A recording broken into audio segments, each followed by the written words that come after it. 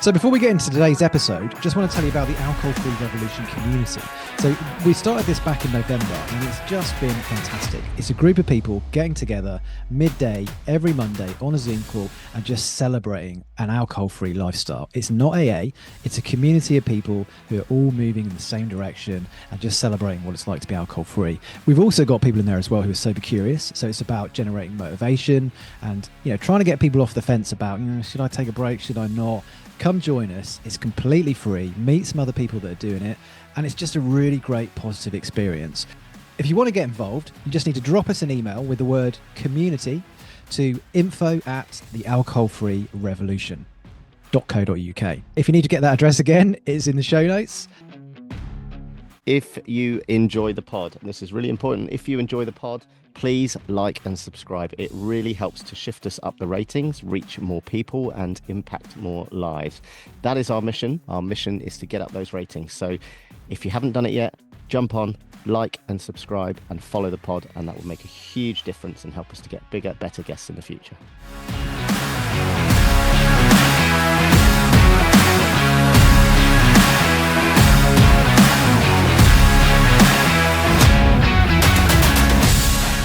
Welcome back to the Alcohol-Free Revolution podcast. Today, we are delighted to be joined by Henry Beercock. We've been following Henry on social media for ages. This guy has been doing some absolutely fantastic stuff. He set up a local alcohol-free community in his hometown of Hull. He's also the organiser of Empty Chair UK, which is a campaign to tackle loneliness. And recently, he's been nominated for a BBC Make a Difference award. So delighted to have him on the pod. He's also going to be launching his own beer pretty soon called Schmaltz Brew. I'm sure he's going to tell us a little bit about that. But Henry, welcome to the Alcohol-Free Revolution podcast. Oh, thanks Welcome, so much Henry. for having me, guys. Yeah, what a lovely introduction. I'll certainly take that. It's a pleasure to finally meet you both, even if it is online. I've been following your stuff for a while as well, and I love what you guys are doing. So thank you so much for letting me be a part of it. Oh, that's absolute pleasure. Absolute pleasure. Just reiterating what James is just saying there, really looking forward to hearing a bit about your story and also, the work that you've been doing since that. As we always do, would you mind if we just kind of rewound a little bit back to the beginning in terms of how comfortable you are to kind of talk about your relationship with alcohol and and how that's brought you to where you are now and what's going on for you in your world? Absolutely. I mean, I was.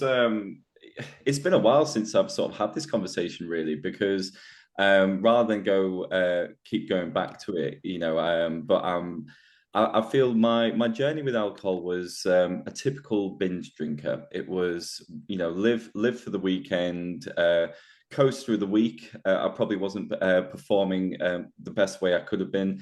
And that would be because I was just eyes on the weekend, hoping to get drunk and forget it all and start again. So I would say Fridays and Saturdays were spent in the pub or going out, and I didn't drink much during the week. That was never really on the cards for me. There might be the odd quiz night or something, but I never really thought I had a problem because everyone around me seemed to be doing the same sort of thing. So really, I was just fitting in with everyone else. But what it did affect with my well-being, my health, it affected my weight, and I'd always had a problem with my weight because I just always seemed to yo-yo. I would have good stints and then I would put it all back on, and I never really quite realized what the common denominator was really until I took it away and realized it was alcohol. So I ballooned to about, just at my heaviest, I believe I was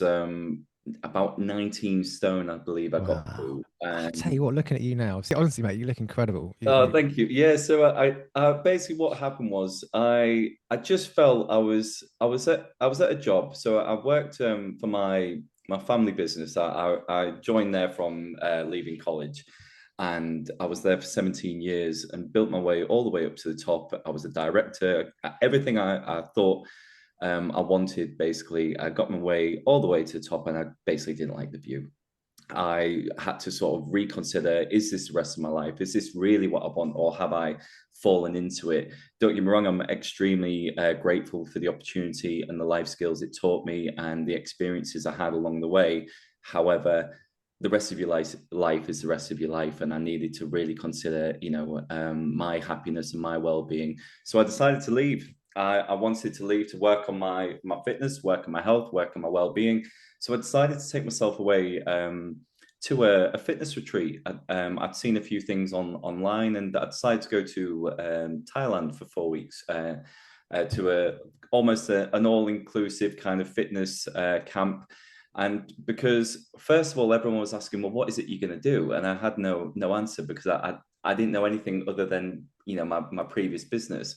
But I almost wanted to get people off my back. And also I thought, well, this is a great excuse to actually do something. So I went there, ended up losing a bit of weight, learned a bit about myself. I was able to fully, you know, be myself rather than Henry of this business.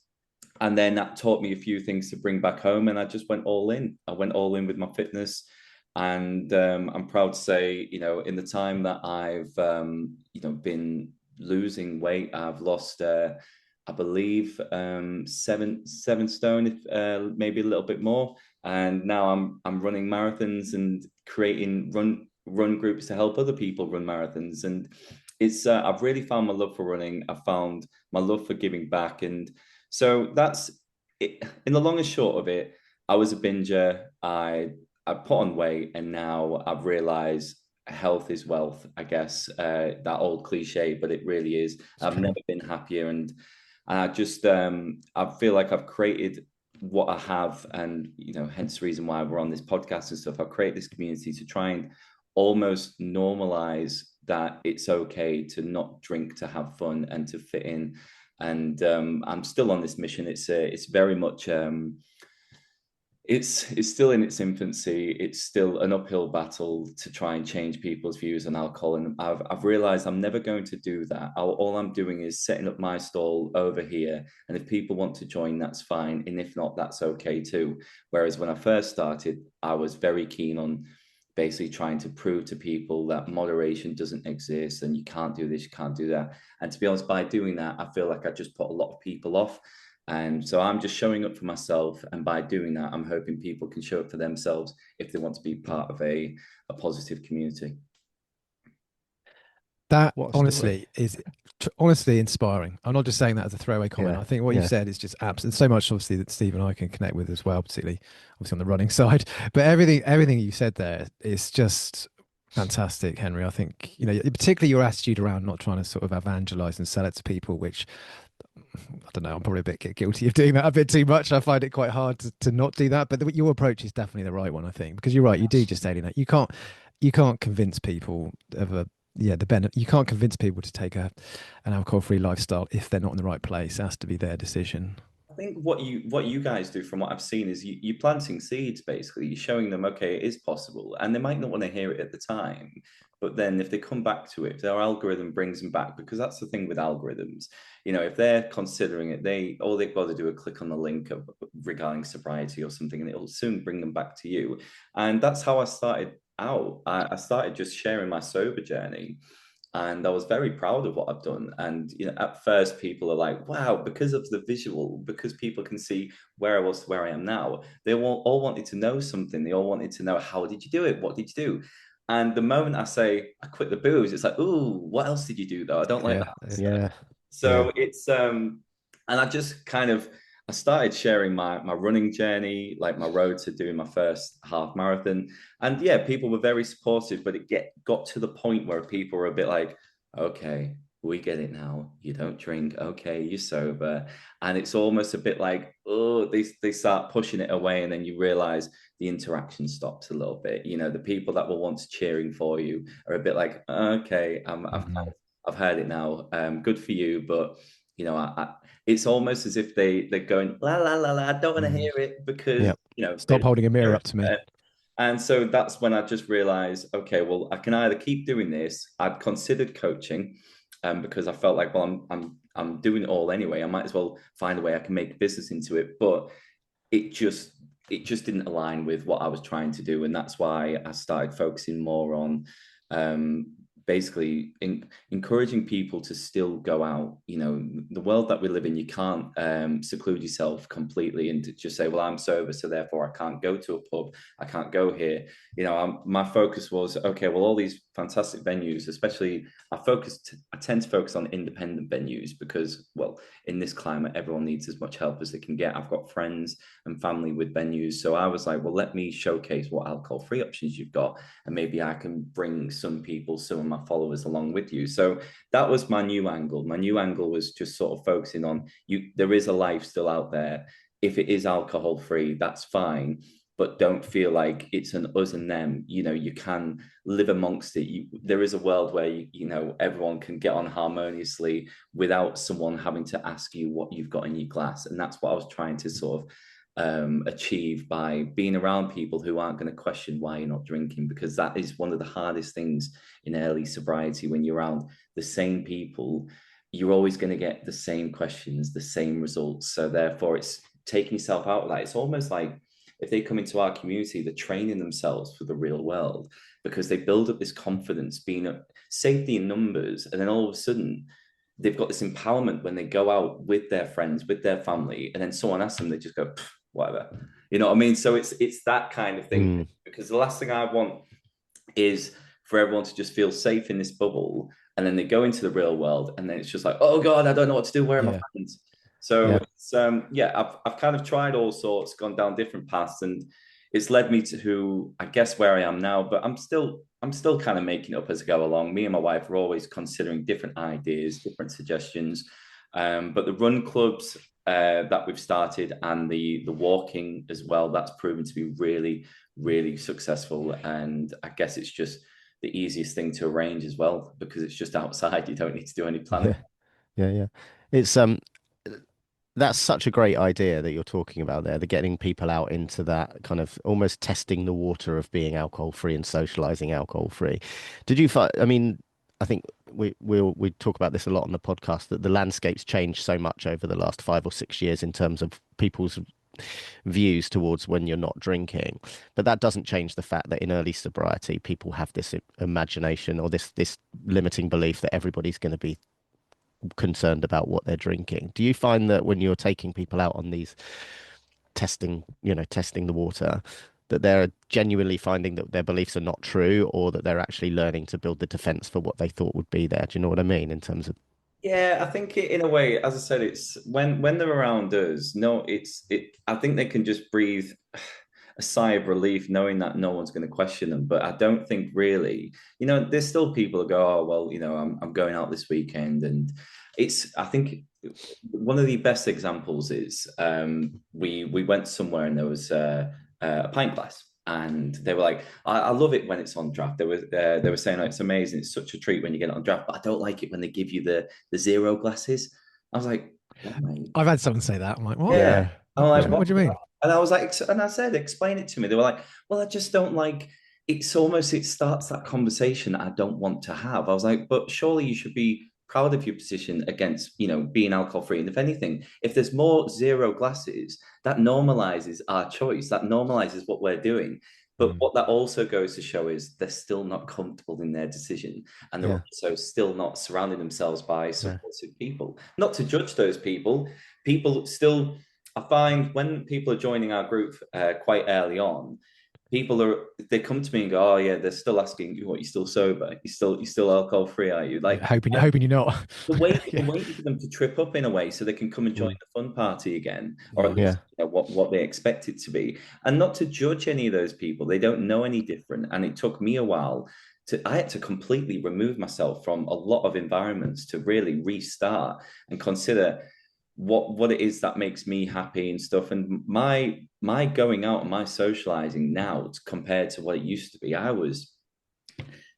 be honest, this is typical, isn't it? Life and soul of the party. I'd be the first one on the dance floor, busting some moves and whatever. And I think generally looking back at it now, all I was trying to do is get eyes on me so people could see me, and because I felt like that was the role I had to play.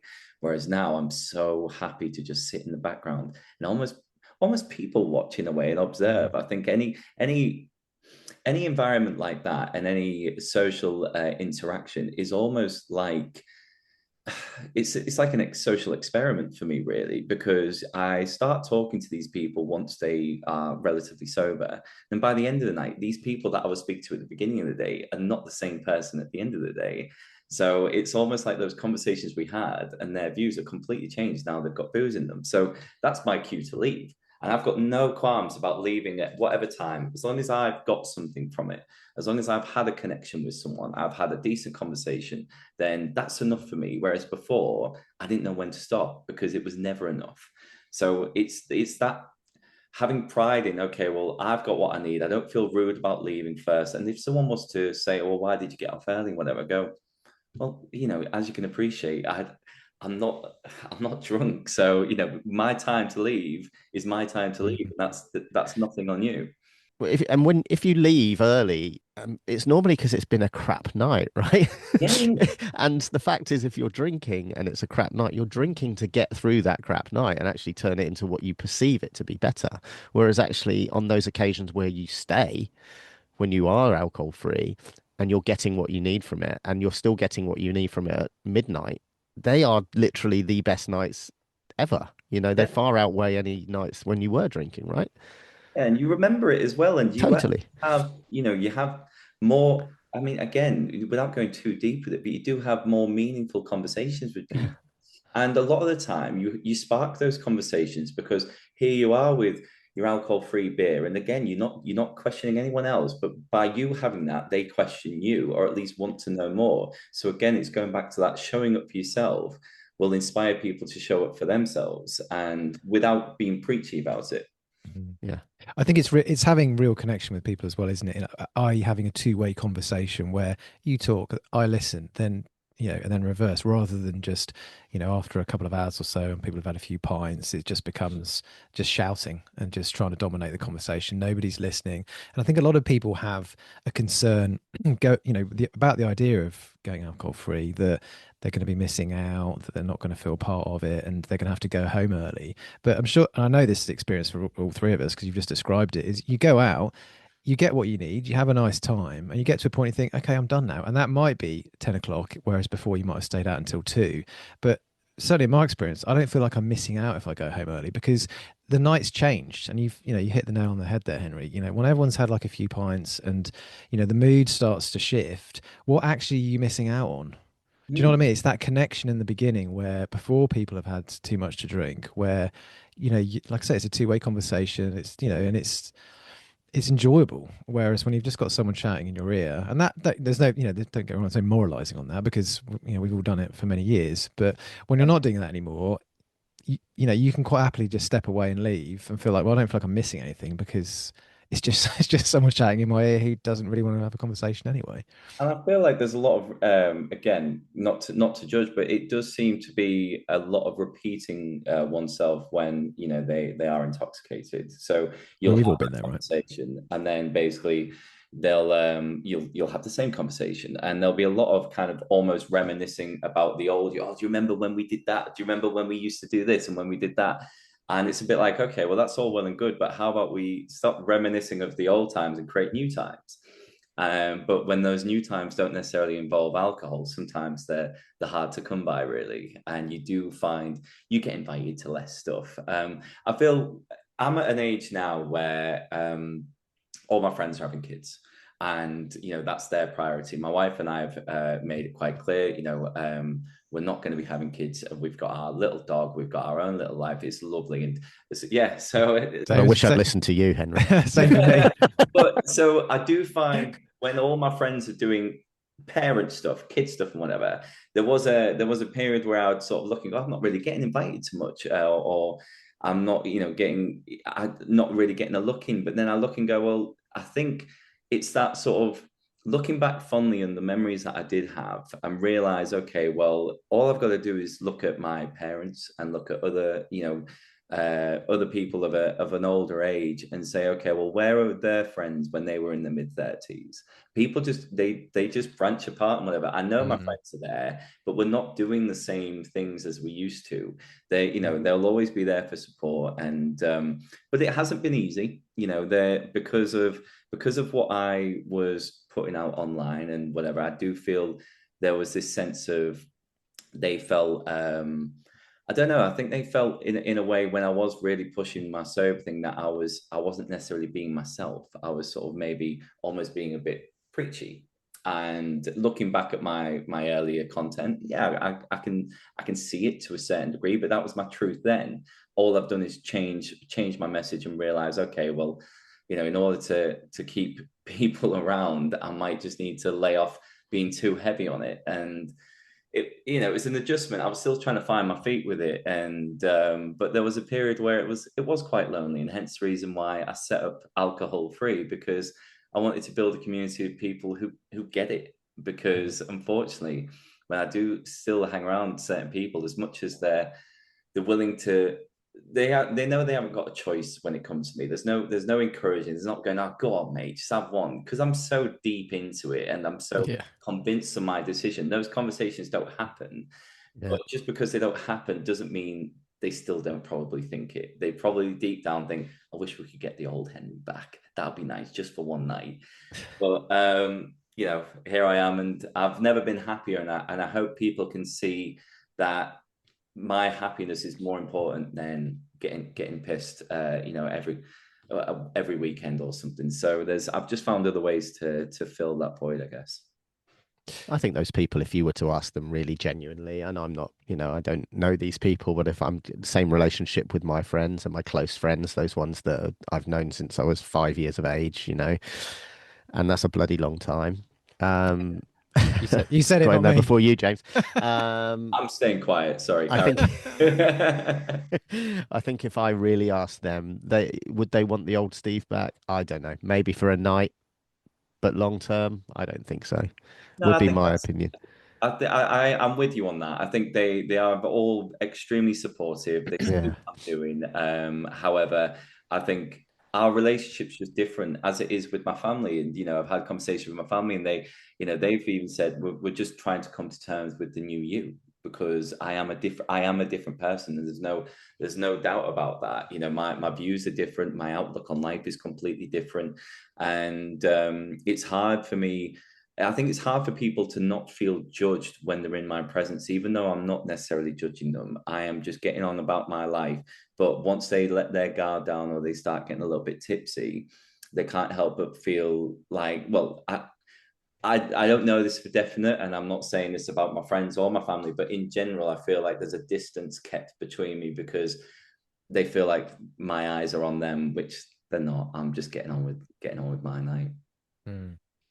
Before we get into some of the fantastic stuff you're doing, because you're clearly a very busy guy, can I just take a step back a little bit and just ask you? Obviously, you mentioned about obviously the weight gain and that sort of situation. Was that the only reason that you decided to stop drinking, or was your drinking getting to a level where you kind of felt this isn't where I want to be? Yeah, I mean, my wife and I, when we drank, it was the only time we ever used to argue is when we drank.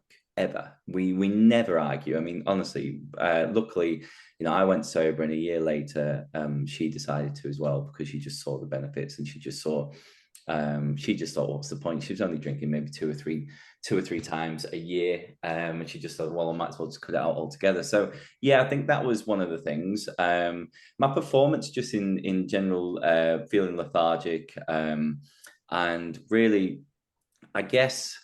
Yeah, don't get me wrong. There was other things involved as well. So there was booze and there was drug use, but I mean, I didn't tend to go too far into that, only because, if I'm being honest, that was then, and I feel alcohol is my main thing. And but I would say really, yeah, it's weight gain, performance, just general happiness and well-being, really. So yeah. But the weight was the problem, and snoring was a big thing. So just to give you an example, I went. My wife and I were sleeping apart basically, and because my snoring got so bad, because as you can imagine, it's all, you know, all my weight was around my neck, and I went to a specialist and just said, look, I'm interested in either having surgery or, you know, I might have sleep apnea. So he took one look at me and he just said, you do not have sleep apnea. You're far too young. He went, what it is you're too overweight. You need to lose weight.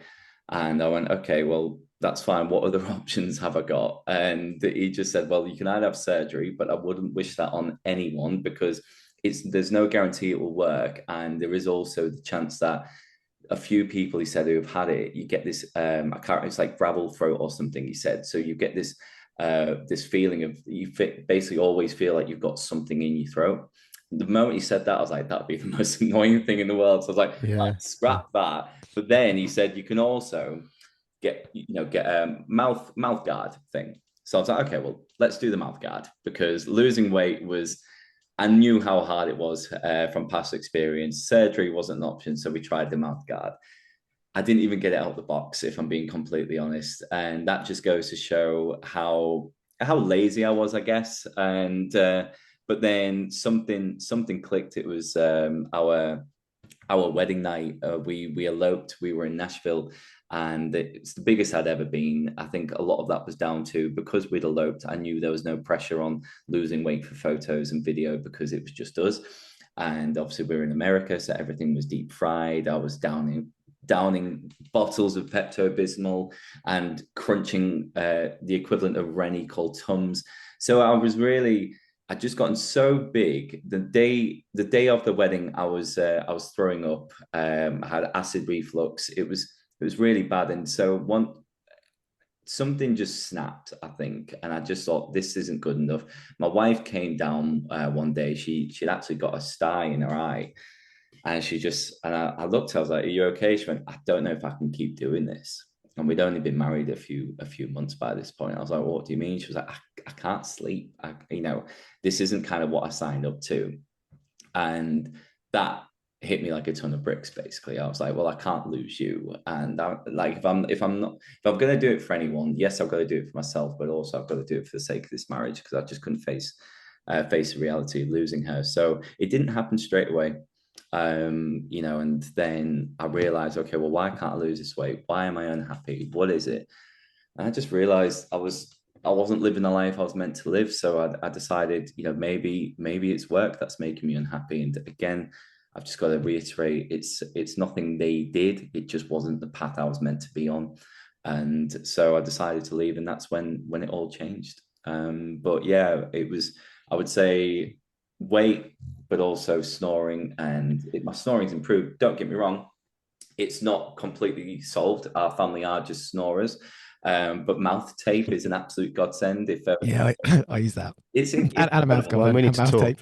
Mouth tape's great. Honestly, it's the way to go. Everyone laughs when I say it, but it's brilliant. It's also great for running as well, for nipple covers as well. So just as a heads up there, just in case you're interested. I'm not going to get into too much talk about my nipples, but basically it's a gift where I'm all right with my running, but in terms of that, but yeah. But no, I'm really interested in that, because that's such an unspoken thing, the snoring. And actually, I'm 69 kilos now, but I'm only short. But before that, when I was drinking, at one stage, I think I was knocking on 81. So I lost, and 81 kilos on someone of 5'7" it looks a lot. And my snoring, it was such an impact, and I do still snore. And I'm looking at other options around that, although it's significantly improved. And for the first couple of years when I stopped drinking it almost stopped entirely. So at least we know there's something more underlying on it now than there was before. But that initial weight loss, but also that not just the weight loss, that kind of going to sleep in a state where you're not actually sleeping, and you're probably fallen back, and your tongue's dropped into the back of your neck, and you're completely out of it, and that promotes the snoring there as well. And it's not talked about enough, the impact that snoring has. Oh, my wife recorded me and played it back to me, and that was the shock to me. I've got some horrendous. I thought she had started up a Harley Davidson in the bedroom or something. It was horrendous. Well, I remember at Leeds Fest, I fell asleep in a tent once, and I woke up to people going, "It sounds like a pack of wild boars in there. What's going on?" Like, honestly, it was so loud. But also I smoked when I drank, and I vaped every single day. So you can imagine how dry your throat is and how dehydrated you are as well. So it all plays a part, and yeah, as I said, it's not completely solved, but I know what I need to do, and yeah, but we've never been happier. We're a team. We're doing lots together now, and we're going all in obviously creating these communities, but also creating a new business as well, which I'm sure we'll get onto. So yeah, it's really, really exciting times, and we've never been in a better place. So, I'm not saying alcohol was the only issue, but it was, as I said, the only time we ever argued was when we were under the influence. So it definitely played a part. I honestly, I think if we play back this interview, there's so many parts of what you've said that I know Steve will resonate with his story, like like the snoring and the running and things. But what you said there, with any time ever argued with your wife and deciding not to have kids, that's exactly how my wife and I are. And there's so much in listening to you speak, Henry, that I can relate to, and I know Steve can as well. Just to kind of bring the section, this section around, around your past. How old were you when you actually decided you were going to stop drinking, and how long have you been alcohol free for now? So I was 30, I was 33 when I decided to stop. So I ended up, so I had like one last blowout with my friends before I went to Thailand. And my birthday's in September. And then I went away in October. So yeah, I was just turned 33. And then so obviously that was October 2023. So I'm actually 1,000 days tomorrow. Oh, brilliant. Yeah, so you've got me. Congratulations. Yeah, thank you. So I know 1,000 days isn't a particular milestone. I think It is. Of course it is. Oh, Huge. totally. It's four figures. Four figures. Yeah. Yeah. So there we go. So I knew I had it in my calendar for some reason. So I mean, I know some people, they get to a point where they don't check the numbers and stuff, but for me, it's something I'm really proud of, and it's something.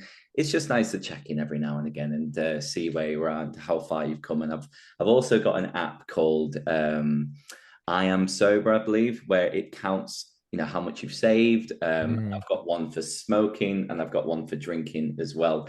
And it's hard to necessarily put down exactly how much you've saved, because I think there's a lot of costs involved when it comes to boozing, because not only are you having to get taxis, you're having to get accommodation, takeaways, you're making bad choices, if that be food, if that be for other people picking up a bag of gear or whatever. You know what I mean? There's all of these things that you would only do if you were pissed.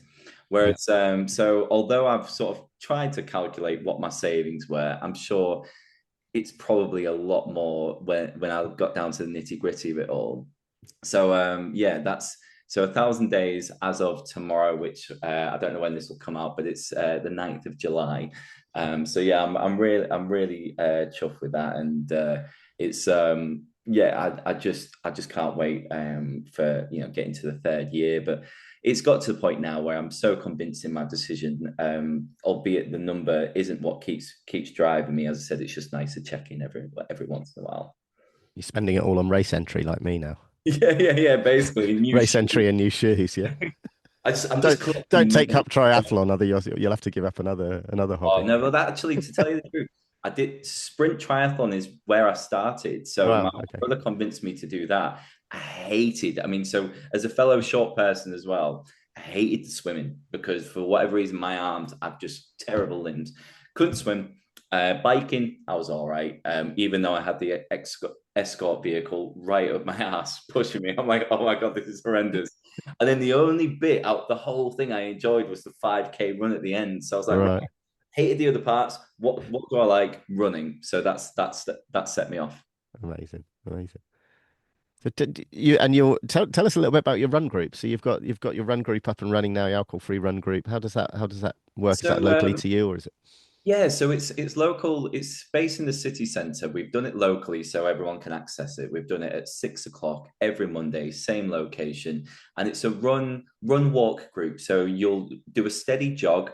Well, we start with a walk, for 200 meters. So it breaks the ice a little bit. Everyone gets chatting a little bit. Then steady jog for 800 meters, and then you go back into a walk. So it's a nice steady way for a lot of people who may have done a long run on the weekend. It just helps them get back into it, and it's also to encourage people to try running for the first time in a more supportive environment. albeit it's alcohol-free run group, that's just my community that I've built. I'm not I mean, it's not like people are running and getting pissed anyway. So I'm not expecting everyone who attends to be sober. It's just it's a supportive community, and a lot of people do know that.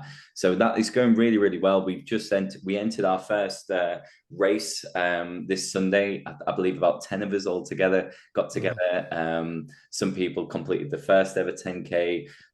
One of my friends, so to give you an idea, so I've only been doing this run club since about, I think, May. But I had held other running events with other local companies. And in October, a chap came along he'd actually seen my story in the paper, and he'd just been keeping tabs on me since then. And he dropped me a few messages on Facebook and stuff. And his name was Dan. And he finally came to one of my events. It was a running event, and he'd never ran before. And we had a running group and we had a walking group, and he was about to go into the walking group. And I said to him, I was like, mate, you come here, we're going running. So anyway, he fell in love with it. So he did it in October, and then I set up an initiative. Instead of Sober October, I did a thing called Stomptober. So basically, this was an initiative to get people moving, because a lot of people focus on Sober October as what you can't do. I was like, what about all the things you can do? So why don't you record a daily stomp? That might be a walk, it might be a run, just something to keep you moving. So from then, he absolutely smashed that. Then we did Movember. So we were encouraging people to get running, fundraising for Movember. I did 5K a day. He just obviously kept up with his running. We entered the race. So he entered his first race in November, which was a 10K around Sherwood Forest. Then we did a half marathon in March. And then he's just completed the Leeds Marathon, a few months ago. So, and I was there every step of the way with him. And now we're doing York Marathon together. We've just been for a run this morning. So going back to what I was saying before, as far as friends, whatever, I didn't necessarily build this thinking I was going to make friends, but I've made a really good friend out of him, and loads of others as well. And it's just really supportive. So it's nice to know that not only am I helping other people, I'm helping myself. But just to go back to this race this Sunday, so he's done all these things, he's achieved all these things. And as going back to showing up for yourself and therefore inspiring people to show up for themselves, his dad, 63 years old, just did his first 10K since. Wow. The last time he ran in a race was a marathon over 30 years ago. And because he was so inspired by his son, Dan, he did his first 10K and they did it together. I love that. You know what? I'm getting emotional. It was amazing to see. We all ran it together, but then towards the end, I stepped back and I was like, I just said to him, I was like, you guys have this moment, go on. And then they crossed the finish. They crossed the finish line together. It was so nice. Yeah. Yeah, it was just lovely. And this is what I mean. Like, you can't put a price on that. I genuinely just love those feelings. And I just want more of it. It becomes addictive. Oh, it's amazing. It's amazing. It brings such community, doesn't it? And so, you know, there's no prerequisite to become a runner when you stop drinking, but it does give so much to so many people, and you know that community. I love it. And I can understand why it's, you know, watching a journey like that can hit so hard in the right way, if you know what I mean. Well, he's 6 months sober now. Yeah, this chap Dan, he's doing so well, and I don't know the previous version of him, so all I know is this version, and I couldn't be prouder. Honestly, he's doing great, and it's just nice to have played a role in it. I'm going to come up and do one of your runs. You're a long way away, but I'm going to come and join one. Yeah, you're always welcome, mate. Yeah. Don't worry.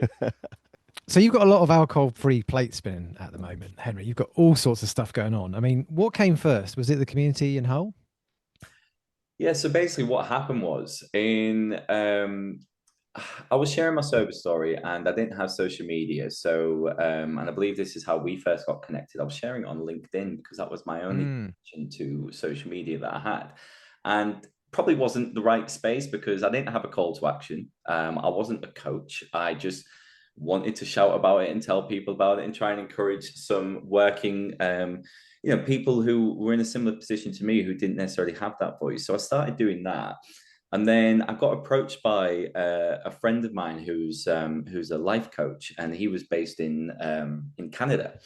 and he's sober as well. And he just said, "Look, I'm a digital nomad, and I'm coming over in January. This would have been January 2024. No, sorry, 2025. January 2025 it was." And he said, "I'm coming over, and I want to host some like sober Q&As. And I wondered if you would be interested in being a part of it. And then we're going to do like a solar dip on New Year and stuff like a cold dip in one of the lakes." I was like, yeah, sure. And I was super positive about it, trying to encourage people to come along. But you've got to imagine in my area, we're talking January, people's funds are quite low. And also you're trying to expect people to walk through a door, admit they want to get sober, and also pay for the privilege to listen to me talk and some other dude they've never heard of. So to give you the honest answer, and well, to be truthful, I only sold one ticket. And so that wasn't enough to put me off, but it kind of made me realize, okay, no one really knows me. Who am I to stand in front of people and try and convince them to be sober? And I just, so that's kind of, it set me back a little bit. But what I did was I created the term alcohol free just by doing that. So I was like, okay, well, how can I use this? So friends, family, they had quite a lot of, I've got a few friends with like bars and restaurants, and I saw a few posts of them saying about dry Jan and like, "Oh, come and support us. It's dry Jan, but it doesn't mean you still can't go out." I was like, well, let me come and do a feature. I had previous experience in social media in my previous role at my other job. So I was like, I can come and do some videos, I can try and promote your offerings, and maybe just tap into maybe that 3% of people you maybe not have considered. So I called it the alcohol free series, and I would go around all the local independent places showcasing what they had. And it went really well. And then I got approached by a few people and said, well, have you considered, sober socials? And it wasn't something I'd really considered, but I was like, okay, well, I may look at it. So we did our first one, and we did it at my brother's restaurant, and about 10, 12 people turned up, and it was, a success. I was really happy with it. But what I found was happening is we all were circling around the table, and it almost felt a bit like AA, and it wasn't it felt a bit too structured and too formal, and I didn't like the direction that was going in. So I made sure the next one we did was a bit more focused on cocktails and whatever, again, well, mocktails or whatever people want to call them nowadays. Yeah, sure. People can get a bit hurt by that, but it was alcohol-free cocktails. And so that kind of tapped into there. And then we started doing quiz nights, we started doing walks. The walks and the runs came a bit later, but I was always trying to do different events like bowling or whatever, just trying to normalize again, socializing, fun without the booze, basically. So that's kind of how it all started, really. It was telling my story that led to trying to do a Q&A, didn't work, and then that led to my social media presence, focusing on alcohol-free choices within the venues, and then creating a community. So in that order, and now a lot of it is down to community, and I still want to help venues.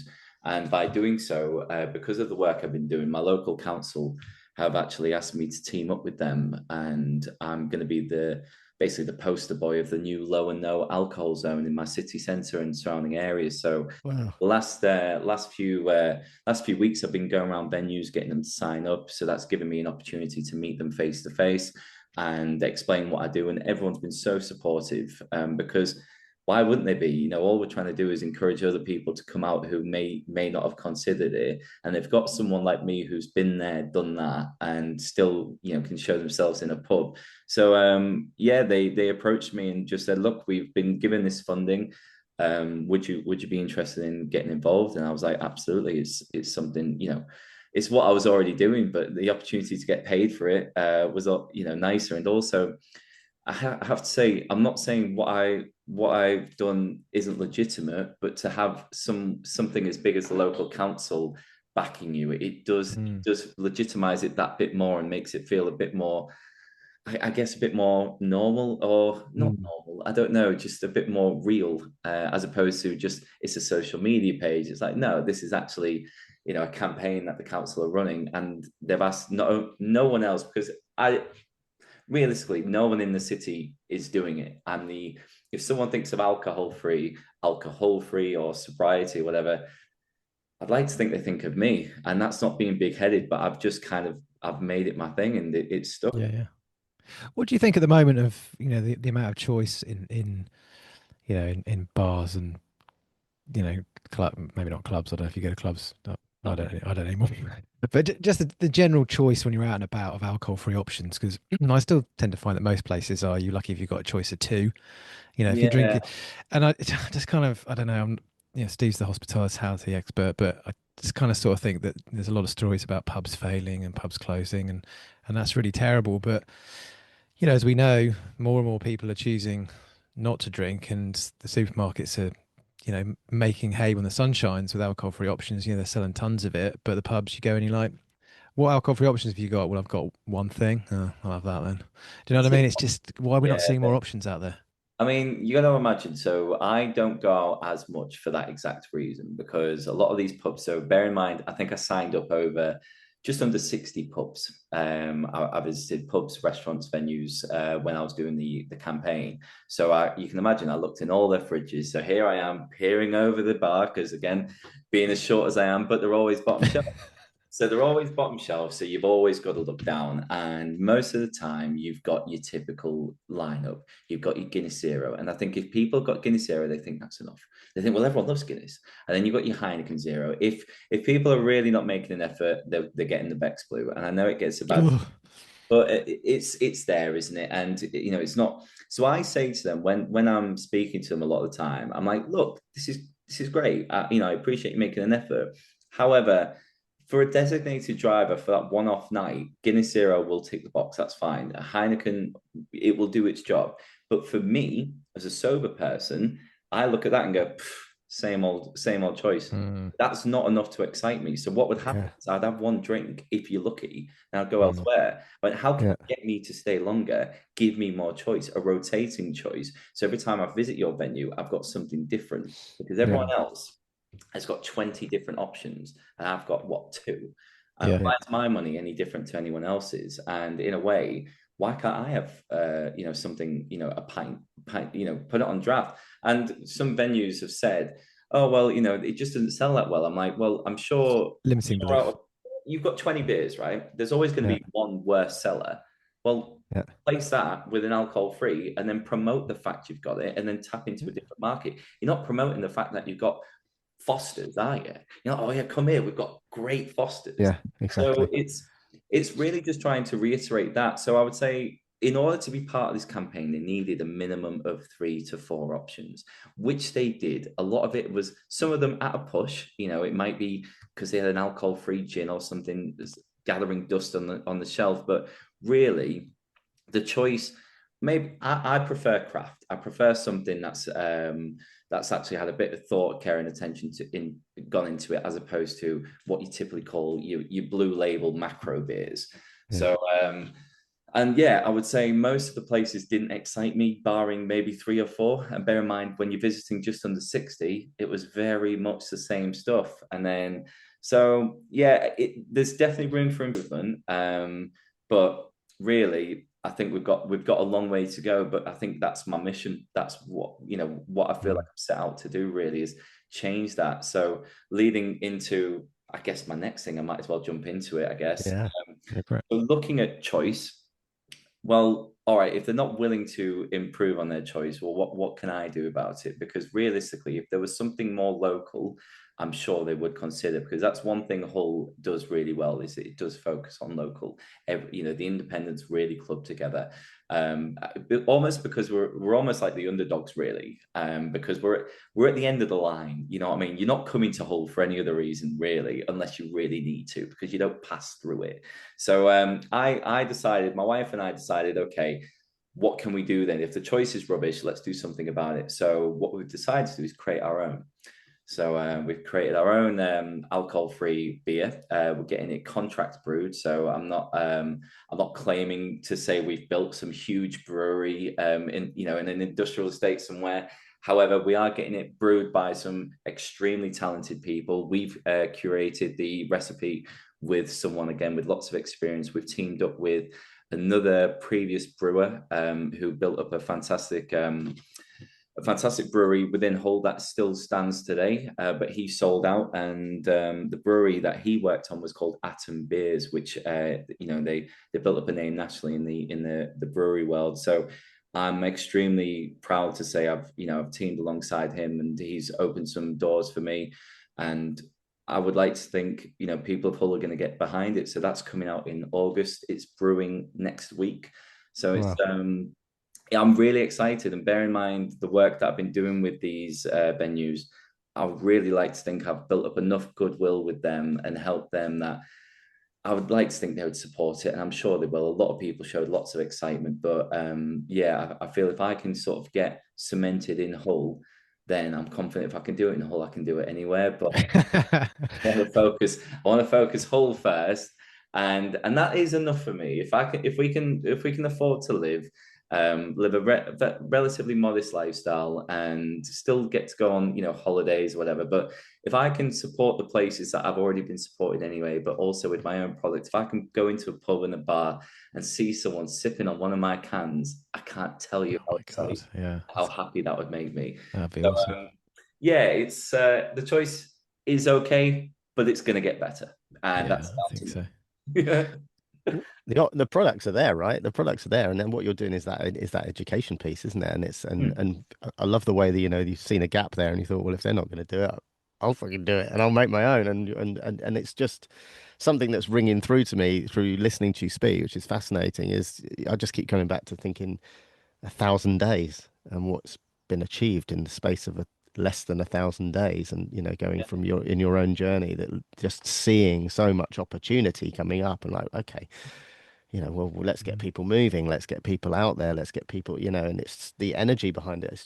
It's amazing. It's absolutely amazing. Thank you so much. I mean, I have to say, I really feel like I've found my groove with it. I feel, and I like to think that does come across when I talk about it. I am extremely passionate about it, and admittedly, it hasn't been a business up until this point. I've not earned anything, and I'm fortunate enough with my previous experience in the property industry.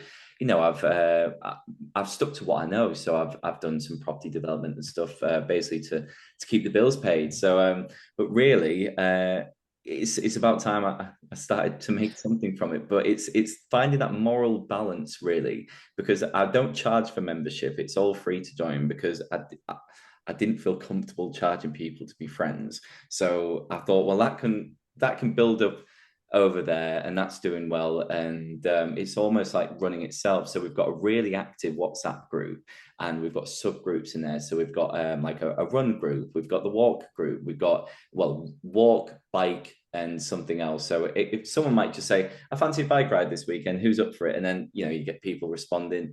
And then we've just got general chit chat and stuff, and music and gigs. And we held our first alcohol-free gig, or at least it was going to be, the other week. But I chickened out a little bit. So I'd organized it all. I spoke to this iconic venue.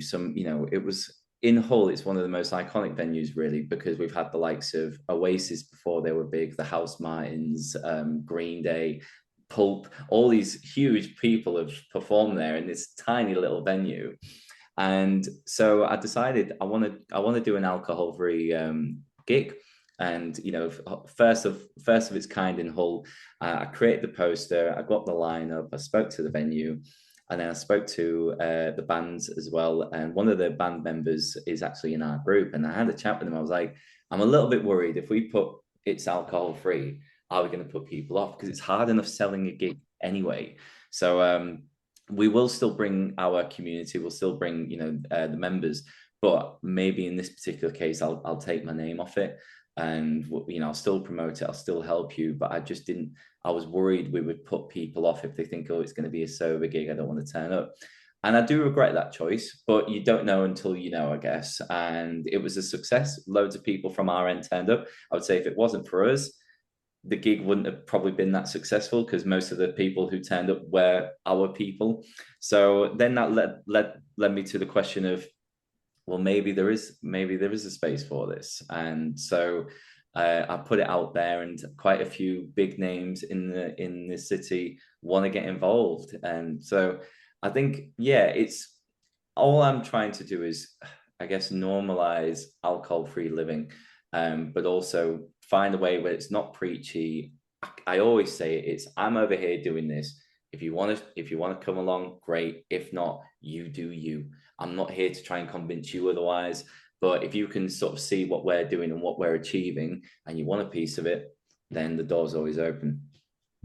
So do you have aspirations? Better without alcohol. Definitely. Live gigs are way better without alcohol. I'm putting my neck on the line there. So. I mean, I saw Oasis last year, and it was incredible. And they actually had 1664 Kronenberg on draft.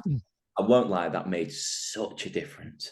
Just because I sat there with a cold pint watching it, and it was amazing. It was one of the gigs that I actually remembered, and you do, and I was still dancing along, singing along, but I was surrounded by drunk people, and I think one thing you do realize is like a lot of them were proper in the moment, but then I saw people chucking up the dinner before even pieces came on. So there's when I spoke to my brother, and he basically just said, look, he drank on his wedding or whatever, and he said he had a great time, but he said he felt a bit rough afterwards and stuff, and he went, but I don't regret it because I had some serious belly laughs, that proper stupid laugh. And I wouldn't lie and say I probably haven't had as many of those. That stupid, goofy silliness. I still think I'm a good laugh and good fun, but I don't think I've had as many of those moments since being sober than I once did. But I guess there's got to be some sort of compromise somewhere, and I think at what cost? Everything in life's a trade-off. Yeah, I think so. Yeah. Everything's like, you just look at it on a bit of paper and you sort of think, wow, that's an overwhelmingly good deal.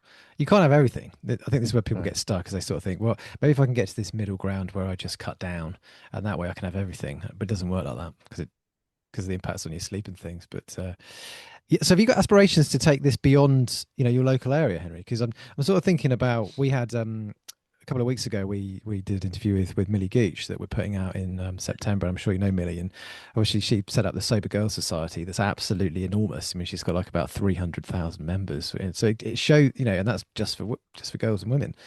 So are you thinking bigger, or I mean, 'cause it feels like you've got So I've been approached. Quite a few people have sort of seen what I'm doing, and I guess obviously looking at what Millie's done. You've got Sober Girls Society. You've got another fantastic organisation called Sober Butterfly Collective as well. I think Hannah, she's doing really well there. And I guess in a way, I feel what I offer is maybe slightly different. Maybe I'm almost trying to be a bit more punk with it, without it being a bit without that sounding too lame. I guess, the difficulty I've got is I've got the blueprint, I guess. If someone was to say to me, look, I love what you've done, I want to do it in my local area, then I'm sure they could do. But I guess the one thing I have had recently is time. And, when I have been approached by other charities and organizations, they want a piece. They want to know how we've done it, because what they feel like I'm doing is I've created that space beyond sobriety. So once people either go through a course and they get sober, they might have, it might be they've attended rehab, they might have done, we've got Renew here, but I think it's CGL nationally, but they've got, they've basically spoken to me about it, and they've said, what happens when someone gets sober? They all of a sudden they've put in all this hard work, they've achieved all these great things, and then they come out the doors and they go, right, who am I? What do I do? Like, where are my people? And so they said, what I'm doing is creating that space for those people, but also helping the gray areas as well, the gray area drinkers. So if you look at my terminology, I don't use the term sober, because I guess for me, in our group, we're alcohol free, and that can mean whatever you want it to mean. It might just mean you want a few days off the booze, so you attend some of these events just to feel that little bit better. Or it might be you're considering it and you need to dip your toe in the water. So I have considered taking it elsewhere, but one thing a lot of people have said is that's all well and good. It's a bit like having all the same ingredients, but are you going to bake the same cake? And I think the issue a lot of people have said is we could do it, but what we don't have is another you. And not to big myself up in that sense, but it's someone who will drive it, who will oversee the chat, who will basically push everything, but have at the core of it, everything has got my DNA. It's your baby, yeah. You're passionate about it. It's clear. It's clear. It's it's your thing. You're deeply passionate about it, and yeah, I guess when you scale things up to a bigger scale, then yeah, that maybe some of that gets watered down, diluted, or lost. Yeah, but I would love to. If someone said to me, "Look, I love what you're doing. I would love to do this." Let's just say someone in Bristol said, "I would love to do it," and they came up with some silly punny name like I have or something. But I mean, like to the extent of the logo and stuff, I've got tattoos and stuff. My tattoo artist, I got him to design the logo. I wanted it to be a bit cooler. I do find, and nothing against the likes of the other organizations we've spoken about, but one of them is girls only, and the other one is I find when you get everyone in the room and you brand it as sober, it's people who are sort of teetering on the edge, not sure. They may be put off by that, and obviously look, from what you've said, obviously the numbers say different, but I'm not trying to appeal just to sober people. I'm just trying to appeal to, these are just events and a community that don't evolve around booze, but everyone's welcome. And it might be, again, if they can follow our group chat, get involved there, and then they go, hey, this isn't too bad. And then we've had it before where we're all talking about alcohol-free beers at like Happy Friday, and we're all posting a roll call of what we're drinking. And then someone goes, I had this the other day, it was really nice. And I'm like, oh, brilliant. You're not even sober. Yeah. You're even trying it. But because we're not telling, we're just showing. It's amazing when, some people will then check in and go, oh, by the way, it's been 100 days or something. You're like, bloody hell, where's that come from? Yeah. It is really good. And I think that's the balance I've been able to find with it, is just, we're here, you come and go as you please. There's no pressure or anything. So I know you've also got a campaign that you've been working on, the Empty Chair UK, which is about tackling loneliness. Can you tell us a little bit about that? Yeah, so that's something. So basically, I was already building a community with alcohol free, and so Empty Chairs UK is not something I founded. It's something that I've basically volunteered to take on in my local area. A chap started it in November last year because unfortunately his friend passed away, and the whole thing was, he posted it online. He just said, look, I'm setting out a campaign to fill the empty chairs because I used to go to the pub with my friend, and now all I'm staring at is an empty chair where he used to be. So I want to set out a mission to fill those empty chairs and encourage people to talk where they can, and try and tackle loneliness whilst we do it. But so we did that, and it's grown, way beyond I think anything he'd expected, and it's now become international. That I'm getting people through the work that I've done. I had a lady message me from Poland. I had someone message me from Cape Town, and a few other places. But basically, what happened for me is someone messaged me and just said, "Look, I've noticed they haven't got anyone to do it in Hull. Would you consider it?" I was like, "Yeah, I'll give it a go." So I put on my social media, I'm going to be here. You wear an orange t-shirt and it's really laid back. Just, I'm going to be here 7 o'clock. See you then. If you turn up, great. If not, cool. So I turned up. I thought I might as well document it because it's the first time I've done it, and got to about 7:20. No one showed up. And I remember I left a voice note for my wife and just said, look, no one showed. I'm probably just going to get some food and I'll head off. And anyway, about 5 minutes later, a chap called Nathan showed up, and we're actually really good friends now. So he showed up. We had a really good chat, probably stayed about 2 hours, and I put that video out online just saying, look, I started off thinking no one was going to show. One person's a success. It's not about, it doesn't have to be a whole room full, because it almost defeats the object, I think, because you're not getting that one-on-one connection. So I put the video out there, and then it was picked up by the local news, albeit, as I said, local news. So, it wasn't super viral, but it did well. And the next event, I would say over 20 people showed up. I worked the room, and I had some, don't get me wrong, I feel maybe some people were there because they'd seen it and they were just wanting to sort of check it out. But there were some people who really got something out of it. And one chap who was like, well, I'm not, I'm not lonely. I'm just here to kind of share my story or whatever. I'm like, and again, that's great. But when you get down to it, it's like, maybe they were, but to admit to anyone for that matter that you're lonely, that's pretty deep. So and I was a bit like, again, no judgment. If that's what you're set out here to do, that's great. Let's talk. And so and then since then, I've built up a Facebook group. I think we're just short on 900 people. That's 900 people who again, have probably admitted maybe they could do with me making a few more friends and stuff. So it's niche, but I guess I'm quite used to, building communities through, through these niches. So it's going really well. I've got my next one tomorrow night, a venue of mine that I really like. The guys there are awesome, are really supportive. So that's just really growing, and it doesn't take much planning. All I've got to do is put it out there, wear an orange t-shirt. I like to do it at places where I feel comfortable as well, because if no one does show, at least I can grab some food and a drink and head on home. So it's kind of what that's allowed me to do is learn from the laid back approach of just turning up. I'm going to be there anyway. I don't need to worry about selling tickets. I don't need to think of anything because that puts a lot of pressure on me. I used to really get nervous and a bit anxious about, have I sold enough tickets for my event stuff? Whereas now I just say to the venue, I'm going to be here. I don't know how many people are going to turn up, but we just take it from there, really. So that's allowed me to just be a bit more relaxed when it comes to these socials, and I think it's definitely taken the pressure off. Awesome. And you're telling just off air before we got started, you've been nominated for a BBC Make a Difference award.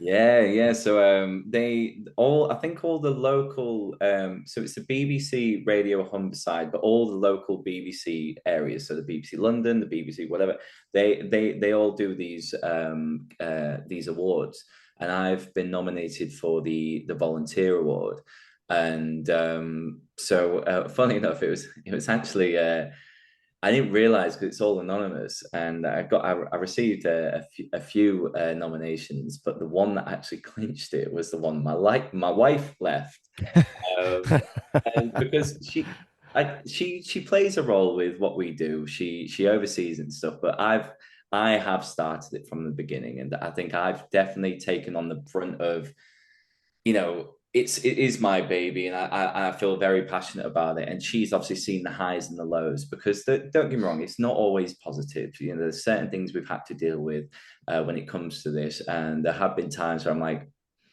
why are we doing this? It's affected my stress levels. It's maybe I think sometimes when you expect people to deal with things the way you deal with things, you always find yourself a little bit disappointed sometimes. It's like, well, I wouldn't have done that. It's like, yeah, but that's you.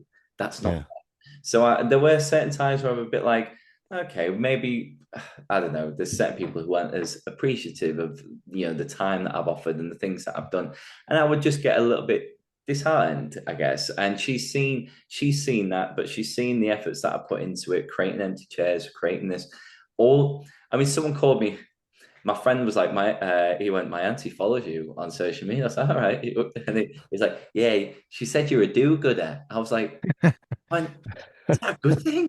And he was like, yeah, it's a good thing. It depends in what, term you use. Like, a do-gooder. But no, it's like, you do good things. You just set out your stall to just, if there's an opportunity to do a good thing, you do it. And why? Because it's nice to do, and it makes me feel good. So I think, to be nominated for that, I think it's hard for people when they see what I've been doing. Yes, I've been busy. Yes, I've been building something. But to a lot of people, business-minded people, they're looking at it and going, what have you been doing? In the last 2 years, like, what have you, let's say the last 1,000 days, what have you achieved? And to business people, not a lot. I haven't achieved a lot. Admittedly, I haven't built a business. I've built a brand, and I think that's obviously going to help me in the long run. But I think when I actually get down to the nitty gritty of what I've done, I've created a space to normalize, people either being sober, going through these journeys, trying to tackle loneliness, helping venues.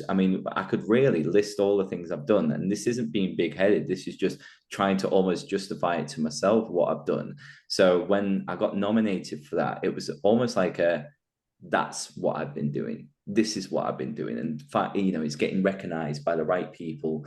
And I've done everything for myself, in the sense of, I feel it's my purpose. If people can benefit from that as well, then of course that's the biggest plus there. But it has been times where I'm a bit like, okay, well, have I really done much? You know, I've not earned a penny from all of this. And I think this is just the world we live in nowadays, where people just assume results mean money.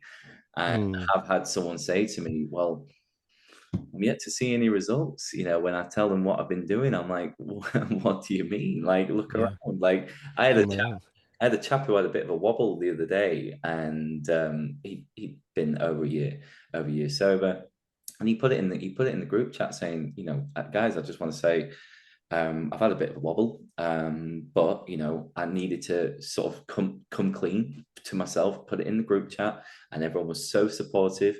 And you know, he hadn't even told his family by this point, but he needed to speak. He needed to get it out there and take ownership of it. And that group, the group that I've created, was that safe space for him to do that before even considering speaking to his family. So I'm like, wow, how powerful is that? You know, to have that, knowing that these people, whoever you speak to, are going to be the most supportive, most understanding people, and no judgment whatsoever.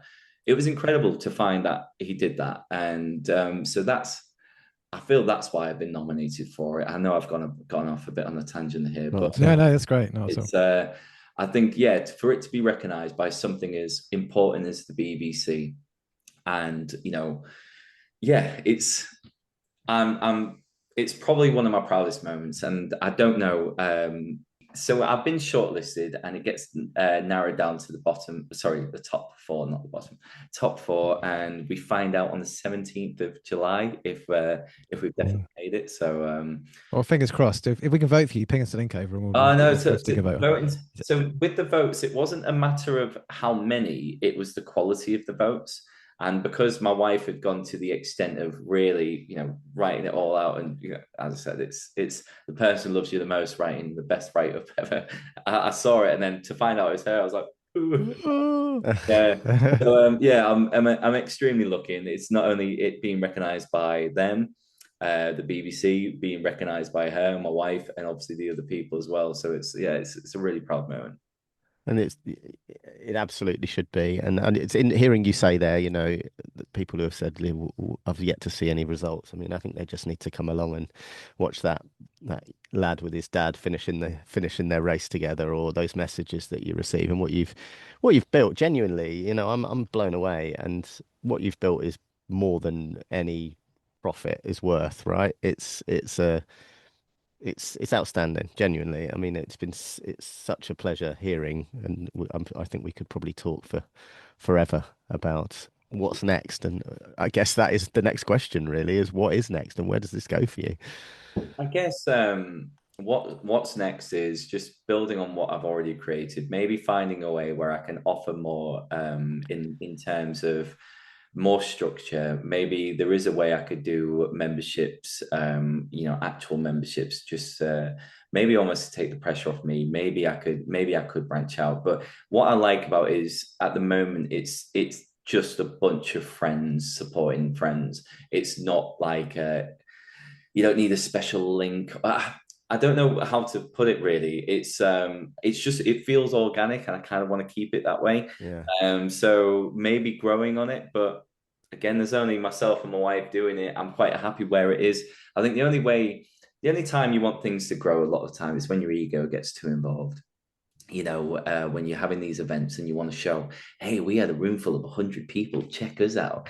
It's like 100 people, 5 people. If you're making a difference to one person, that's enough. And I think this is what I kind of need to realize when you've got this social media expectation of followers and views and the algorithms against you, and and I hear it all the time. And there was a point where I would look at some of the stuff I was putting out. I'm like, why aren't I getting the same views as some of these people? And I'm like, why do you care? You know, like, look what you're doing. Like, social media. This is the real world. Look at the impact you're having. And so it was really nice to step back rather than focus just all on me and my journey. It's all almost, you know, focus on the people that I'm helping, but also showing, I guess, where I was to where I am now and what can be achieved in 1,000 days. And I think it's probably something I will put out there, because sometimes I need to remind myself, you know, what it is that I've done. So to answer your question, with regards to alcohol free, just onwards and upwards. I'll just keep building it. And I think with this campaign with the council and everything else I'm doing, I just think naturally it's just going to form into something that will just be sort of run itself, because the people are what makes it. I just oversee it. And then the next thing is August, the beer release. I'm going to be on the road distributing it myself. I'll be selling. We'll send our addresses to you. Yeah, I mean, absolutely, guys. We'll do a review episode. Yeah, I would love for anyone, within this sort of sector to have it, because as I said, not to sort of downplay it. Yes, of course, I would love for it to go national. I would love for it to be stocked in all these places. But again, it's sort of going back to ego. I don't need that, and also the bigger it gets, the more people, the more overheads, the less fun it becomes. I would love to do some local venues, some local beer festivals, some farmers markets, whatever. At the end of the day, I just want to stand at the stall knowing that I've built something and I can stand proudly alongside it and just go, wow, we've made this. And if people enjoy it, then great. And it's something I didn't know, as I said, when I worked in my old industry, I didn't know what it is that I wanted to do. The reason why I probably didn't leave when I probably should have is because I was scared. I was scared of what do I know? I didn't have a passion really. I didn't have any other thing. And I've just so happened to find this passion. So I'm really excited to bring that out, help more people. I've got the run in October. Some of the team are also doing a Tough Mudder together as well.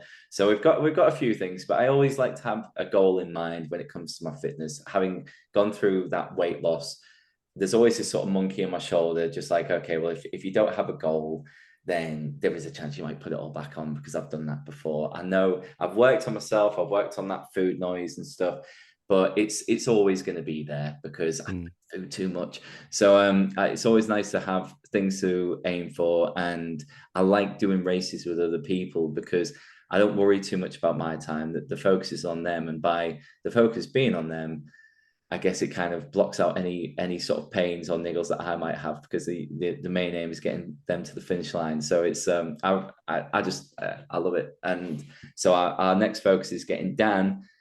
He wants to do sub 5 this time, so we're training together.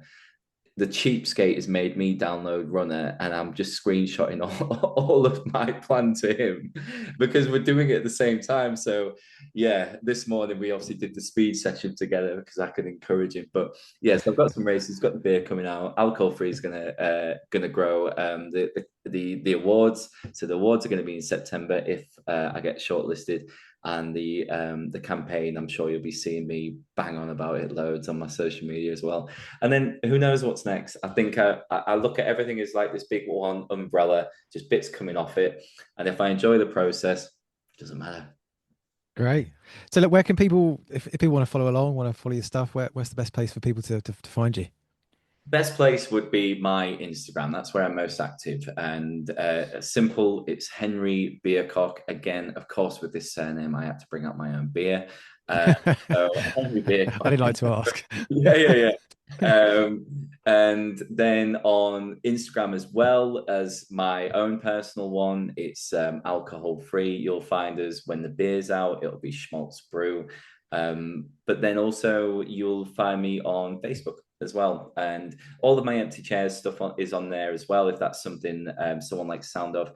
And it's, as I said, it's international, so even if you're not in Hull and you wish to either be a part of it yourself, you can do, or you wish to attend one, just go on the website or their social media as well. So yeah, there's plenty of ways to find me, and if anyone wants to get in touch, I'm always happy to chat. We will put every bit of that in the show notes so people can reach out. And yeah, that guy was right. I mean, what have you actually achieved, Henry? Absolutely, yeah.